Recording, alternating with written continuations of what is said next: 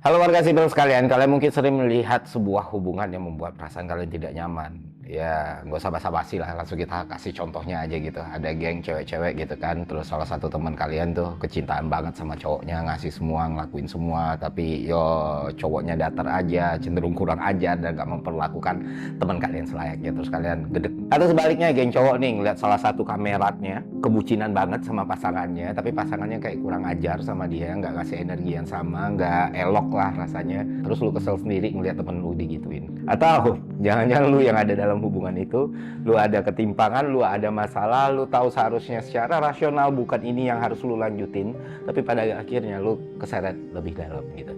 Nah, fenomena ini disebut sebagai cinta sendiri, teman-teman, atau unrequited love.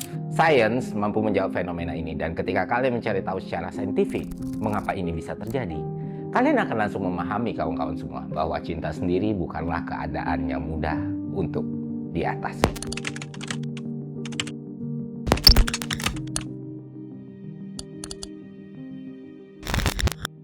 Oke, jadi sekitar 6 bulannya lalu, gue menciptakan sebuah lagu genrenya jazz noir. Yang nyanyi istri gue sendiri, Mutia Nadira, dan responnya luar biasa sekali teman-teman di Spotify atau di seluruh platform musik, itu listenernya sampai jutaan. Dan itu benar-benar di luar ekspektasi gue, karena ini tahun 2026 masih ada yang dengerin genre itu. Thank you so much, dan ya itu jauh melampaui ekspektasi gue di awal gitu.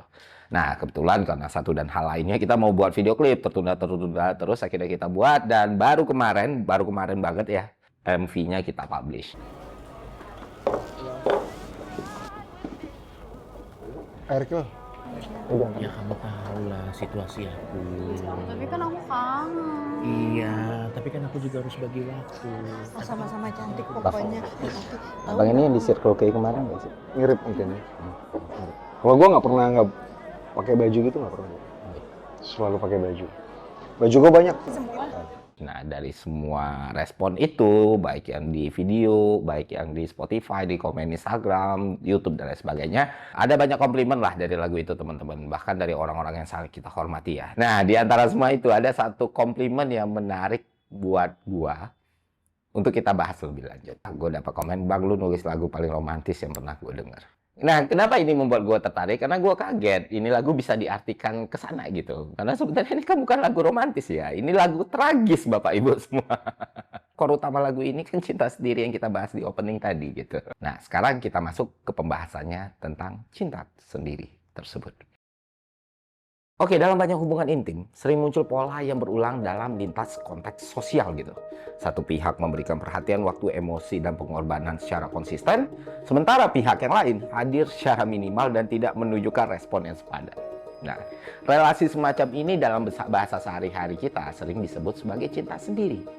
Yang menariknya adalah hampir semua individu yang berada di posisi pemberi itu selalu menyadari bahwa ada loh ketimpangan ini. Mereka tahu relasi mereka melelahkan, tidak seimbang, bahkan tidak sehat. Namun ya entah bagaimana relasi tersebut tetap mereka pertahankan gitu. Dan kalau kita bicara secara adil ya, fenomena ini bisa dibilang terlalu konsisten dan terlalu luas untuk dijelaskan hanya sebagai kesalahan individu, kebodohan, atau kelemahan karakter. Karena pola yang sama itu selalu muncul di berbagai tingkat usia, tingkat pendidikan, dan latar belakang psikologis. Maka penjelasannya harus dicari pada mekanisme psikologis dan biologis yang lebih mendasar, teman-teman. Yang mana ketika kita mencari tahu, kita akan sadar cinta sendiri itu adalah fenomena struktural dalam relasi manusia. Jadi nggak sekedar kegagalan personal gitu. Nah, pertanyaannya mengapa hal ini bisa terjadi? Oke. Gini kawan-kawan, secara teoritis ya, hubungan intim yang dibayangkan orang dalam bentuk ideal itu adalah ketika terjadi pertukaran timbal balik yang sempurna. Tapi dalam prakteknya, relasi jarang bergerak dalam keseimbangan yang sempurna. Dan salah satu penyebab utama ketimpangan adalah setiap orang ini punya perbedaan kebutuhan emosional. Ada pihak yang memiliki kebutuhan afeksi lebih tinggi, cenderung memberi lebih banyak, sementara pihak dengan kebutuhan lebih rendah itu tidak merasakan urgensi yang sama untuk membalas perlakuan orang tersebut. Nah, dalam teori pertukaran sosial ya kawan-kawan, relasi itu tidak pernah mencari keadilan absolut, melainkan stabilitas. Selama relasinya nggak runtuh nih, sistem akan cenderung mempertahankan bentuknya. Ketika satu pihak terus memberikan tanpa syarat, tanpa konsekuensi, ketimpangan itu bukannya hilang, justru berubah menjadi pola yang lebih stabil dari hari Nah, yang perlu kawan-kawan sadari adalah semakin besar ketergantungan emosional seseorang kepada orang lain, semakin kecil kemampuannya untuk menuntut perubahan. Nah, dalam konteks ini, cinta bukan hanya sekedar emosi kawan-kawan, tapi juga sumber daya relasional.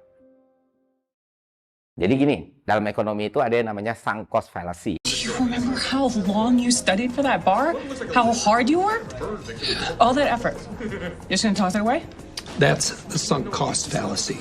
Ya, yaitu kecenderungan orang untuk terus melanjutkan sesuatu yang merugikan hanya karena mereka merasa sudah terlalu menginvestasikan banyak hal ke dalamnya.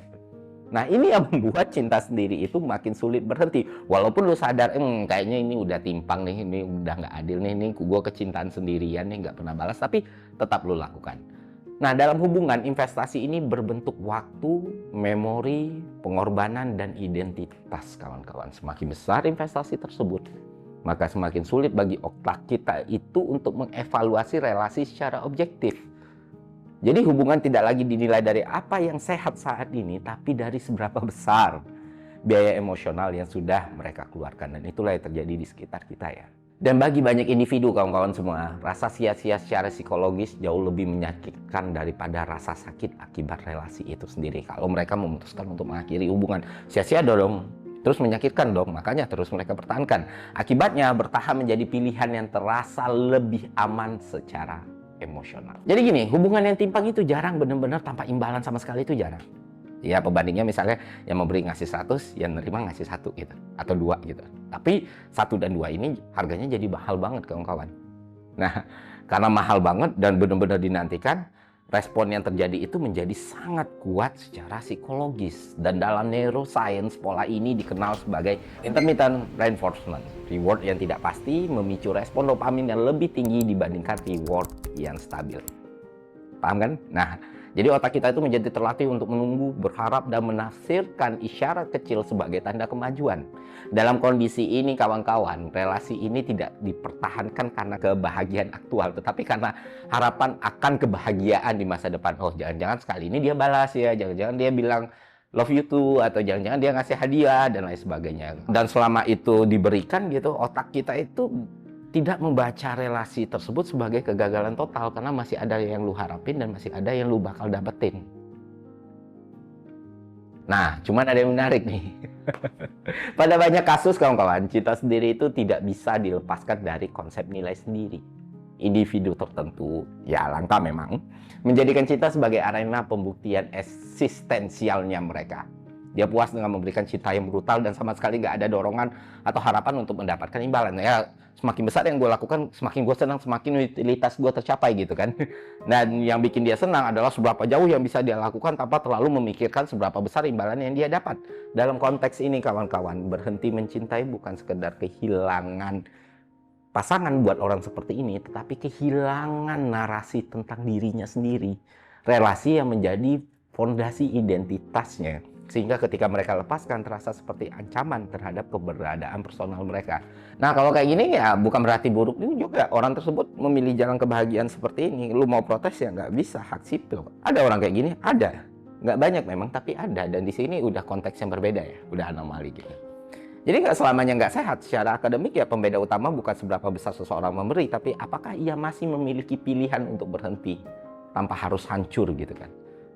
Karena ya, cinta yang sehat itu meskipun tidak simetris teman-teman, tetap memberikan ruang bagi otonomi psikologis. Individu itu masih bisa berkata tidak, masih bisa menarik diri, masih memiliki identitas, bahkan ketika itu berada di luar relasi. Sebaliknya, ketika memberi menjadi kewajiban emosional, alat bertahan, atau satu-satunya sumber yang memberikan kita value, apa yang disebut cinta ini berubah menjadi ketergantungan. Dalam kondisi ini, tentu bertahan bukan kebajikan, tapi mekanisme survival yang dibungkus dan dikemas dalam bentuk cinta gitu. Jadi cinta sendiri itu tidak selalu salah dan tidak selalu harus dihentikan, namun ia perlu dipahami secara jernih kawan-kawan. Ketika cinta lahir dari kelimpahan diri, dia membebaskan, tapi ketika cinta lahir dari ketakutan dan ketimpangan, dia mengikat gitu. Nah, sekarang pertanyaannya lagi, kalau lu bukan orang seperti itu, ya kan, seperti orang yang yang cukup dengan memberi gitu, dan lu sadar ini nggak worth it untuk diterusin, Lu mau keluar tapi lu nggak tahu caranya gimana, ya sebenarnya ada langkah-langkah yang bisa lu coba gitu.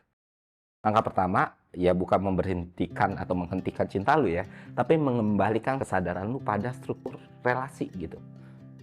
Lu perlu berhenti bertanya apakah dia masih cinta atau tidak, dan mulai bertanya apakah ini memungkinkan untuk timbal balik atau tidak. Jadi fokusnya lu geser dari perasaan ke pattern gitu, ke pola gitu. Terus langkah kedua, ya lu bangun batas perilaku yang terukur. Di dalam psikologi relasi ya teman-teman, batas itu bukan ancaman atau ultimatum, tapi perubahan konsisten pada pola dalam lu memberikan, dalam lu ngasih gitu. Karena relasi yang sehat seharusnya akan menyesuaikan diri. Relasi yang bertumpu pada ketimpangan, itu ya biasanya stagnan, kalau nggak hancur gitu.